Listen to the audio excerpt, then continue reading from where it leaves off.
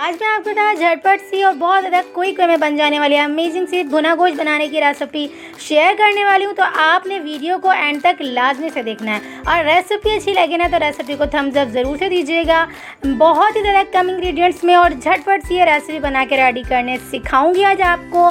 तो आपने ना मेरे चैनल को ज़रूर से सब्सक्राइब करना है क्योंकि अच्छी न्यू आने वाली वीडियोज़ ना आप तक आसानी के साथ पहुँचती रहें। तो उसके लिए आपको बेल आइकन का बटन ज़रूर से प्रेस करना है ताकि मेरी न्यू आने वाली वीडियोज़ आप तक आसानी के साथ पहुंचती रहें। तो चलें फिर रेसिपी को स्टार्ट करते हैं। बिस्मिल्लाहिर्रहमानिर्रहीम।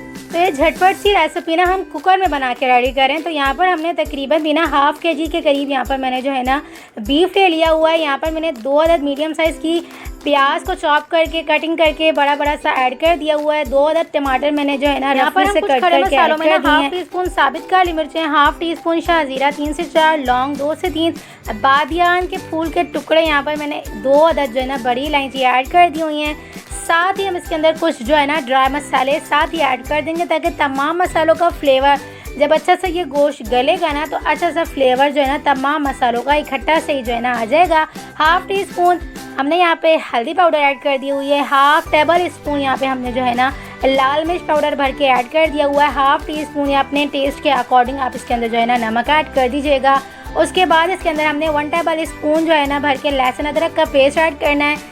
साथ ही हम इसके हाफ टी स्पून कुटी हुई लाल मिर्चें भी ऐड कर देंगे ताकि जो है ना एक अच्छा सा कुटी हुई मिर्चों का भी फ्लेवर अच्छा सा आ जाए। तो यहाँ पर हमने तकरीबन भी 2 गिलास के करीब भर के पानी ऐड करके अच्छे से इसे जो है ना ढक्कन लगा के तकरीबन भी ना 20 मिनट के लिए गलने के लिए छोड़ देना। 20 मिनट के प्रोसेस में ना हमारा कुकर में गोश्त बहुत ज़्यादा टेंडर जूसी सा और बहुत ही अच्छा सा जो है ना गल जाएगा।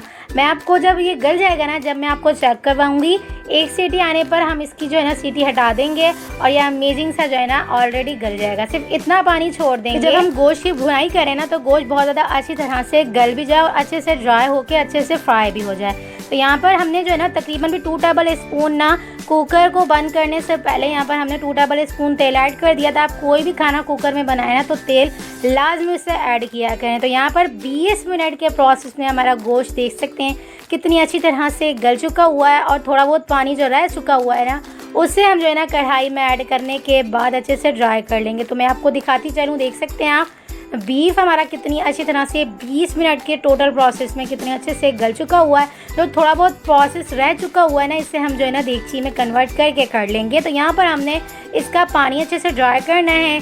जब पानी अच्छे से ड्राई हो जाएगा ना उसके बाद कुछ चंद इंग्रेडिएंट्स इसके अंदर ऐड करेंगे और हमारा अमेजिंग सा तकरीबन भी ना यहाँ पर हमने आधे से पौने घंटे के दौरान ये बीफ बना के रेडी कर लिया था। तो यहाँ पर हमने पानी को सारा जो है ना ड्राई कर लेना है। जब हमारा पानी अच्छे से ड्राई हो जाएगा ना तो ये इस स्टेज पे आ जाएगा। तो जब तमाम पानी ड्राई होने लगेगा ना साथ ही इसके अंदर हम यहाँ पे हाफ कप के करीब 100 ग्राम्स यहाँ पे हम दही शामिल कर देंगे ताकि तमाम प्याज और टमाटर का पानी और दही का पानी इकट्ठा ही जो है ना अच्छे से ड्राई हो जाए। तो जब तमाम चीज़ों को इकट्ठा ऐड करने के बाद अच्छी सी भुनाई करेंगे ना तो भुनाई करने के साथ ही ना इसकी ग्रेवी अच्छी सी बनती जाएगी क्योंकि हमने इसके अंदर प्याज और टमाटर वगैरह भी ऐड किए हैं, उसके बाद दही भी ऐड की है तो इसकी अच्छी सी ना ग्रेवी बन जाएगी सालन में। तो यहाँ पर हमने तमाम चीज़ों को अच्छा सा मिक्स करके अच्छे से जो है ना ड्राई करना स्टार्ट कर लिया हुआ है। तो साथ ही हम इसके जो है ना यहाँ पर हाफ कप के करीब तेल ऐड कर देंगे। तेल ऐड करने के बाद और भी ज़्यादा अच्छे से भुनाई करेंगे, इतनी अच्छी भुनाई करेंगे कि तमाम चीज़ें वेलकम बाइन हो जाए और तेल अच्छे से जो है ना ऊपर आ जाए। जब तेल अच्छे से ऊपर आ जाएगा ना तो इसका मतलब है हमारा सालन अच्छे से भुन चुका हुआ है। तो हमने भुनाई ना फुल फ्लेम पे रख के करनी है, इस तरह से जो है ना बहुत ज़्यादा अच्छी तरह से भुनाई हो जाती है गोश्त की। तो यहाँ पर हमने फुल फ्लेम पे रख के तकरीबन भी 4 से 5 मिनट तक की भुनाई करनी है।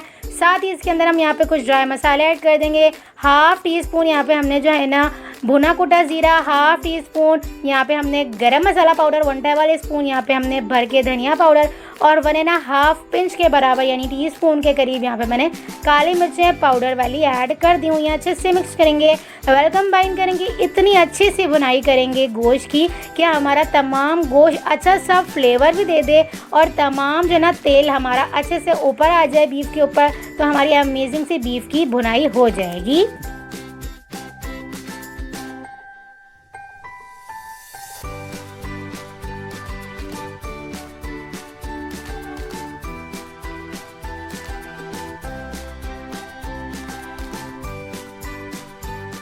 बीच में मैं आपको टिप देती चलूँ एक, तो यहाँ पर आपने जब भी गोश्त की या चिकन या मटन की जो है ना भुनाई करनी है ना, तो इस तरह से चम्मच घुमा के करनी है। इस तरह से बोटियाँ भी नहीं टूटती और मसाला भी अच्छे से जो है ना ग्रेवी छोड़ देता है। देख सकते हैं आप मैं किस तरह से चम्मच हिला रही हूँ कि बोटियाँ फुल जो है ना टूट भी नहीं रही, और जो है ना देख सकते हैं आप कितनी अमेजिंग सी ग्रेवी भी बन के आ चुकी हुई है प्याज और टमाटर की। देख सकते हैं आप टमाटर के अलावा यहाँ पर अगर आप जो है ना स्किप करना चाहें ना दही को, तो आप दही को स्किप भी कर सकते हैं, ये आपके अपने ऊपर डिपेंड करता है। लेकिन अगर आप ऐड कर देंगे ना तो एक अच्छा सा खट्टा सा और बहुत ज़्यादा यमी सा फ्लेवर आ जाएगा रेसिपी में। तो मैंने यहाँ पे दोनों चीज़ें ही ऐड की हैं, अच्छे से मिक्स करके मैंने यहाँ पे अच्छी सी भुनाई की ना, तकरीबन भी मैंने यहाँ पे 7 से 8 मिनट तक फुल फ्लेम पे रख के भुनाई की। तो देख सकते हैं आप अमेजिंग सा हमारा सालन अच्छे से भुन चुका हुआ है। कुछ खड़े मसाला ऐड किए हैं, कुछ ड्राई मसाला ऐड किए हैं, और देख सकते हैं आप कुकर में कुक करने से कितना अमेजिंग सा झटपट सा हमारा जो है ना बीफ का अमेजिंग सा ग्रेवी वाला सालन बन के रेडी हो चुका हुआ है। आप भुना गोश्त भी कह सकते हैं, और अगर भुना गोश्त जो खाते हैं उनके लिए भी बहुत ज़्यादा अमेजिंग सी रेसिपी है। जो थोड़ी बहुत ग्रेवी पसंद करते हैं भुना गोश्त में, उनके लिए तो ये बहुत ज़्यादा बेस्ट सी रेसिपी है। तो चलें फिर रेसिपी को जो है ना हम डिश आउट करते हैं, और अमेजिंग सी हमारी जो है ना ये रेसिपी बन के रेडी हो चुकी हुई है। देख सकते हैं आप ग्रेवी कितनी अच्छी सी बन के आई है, तेल कितने अच्छे से ऊपर आ चुका हुआ है, और ग्रेवी के साथ साथ गोश्त देख सकते हैं आप कितना टेंडर जूसी सा और बहुत ज़्यादा अमेजिंग सा गल के रेडी हो चुका हुआ है।